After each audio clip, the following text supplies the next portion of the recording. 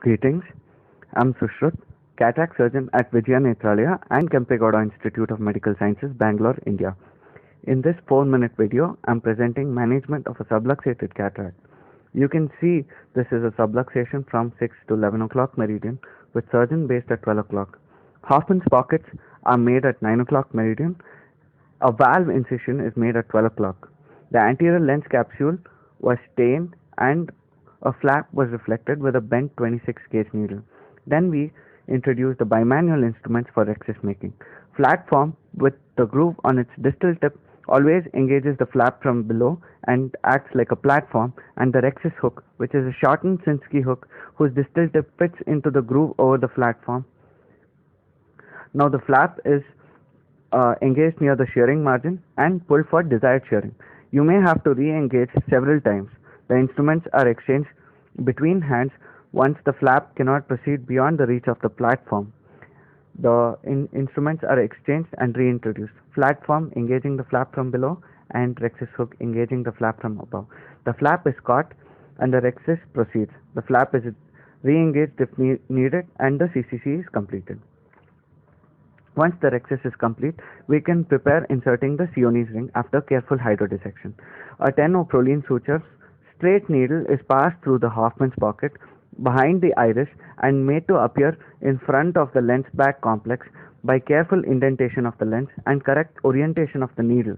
Then a 26 gauge straight needle is passed into the AC through the side port, and then a prolene needle is carefully railroaded into 26 gauge needle and partially removed from AC. Now we can use a 𝗙nski hook to fish out the prolene suture, and the needle can be removed out of the main valve incision. Now this needle is passed through the Cionni and ligated to the arm. Now after tying the Cionni and cutting off the straight needle part of the suture, the Cionni ring is carefully tucked into the bag. We have to be very gentle during the entire procedure, taking care not to damage delicate tissues. The Cionni ring is gently tucked into the bag and is gently dialed into the position.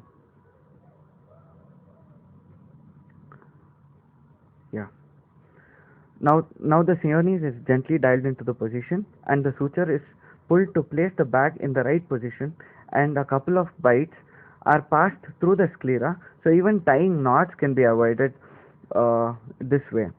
After this, we can proceed with phacoemulsification.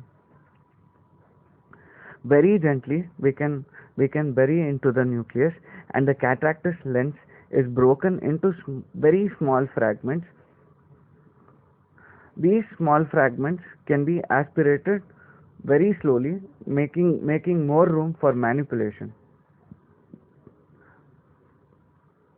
And the rest of the procedure remains the same as any cataract surgery, and at the end of surgery we can implant any lens of choice, including the toric, multifocals, etc. Now with these two instruments, the bimanual forceps technique is the technique of future, where incision size is being reduced every passing day. Thank you for watching.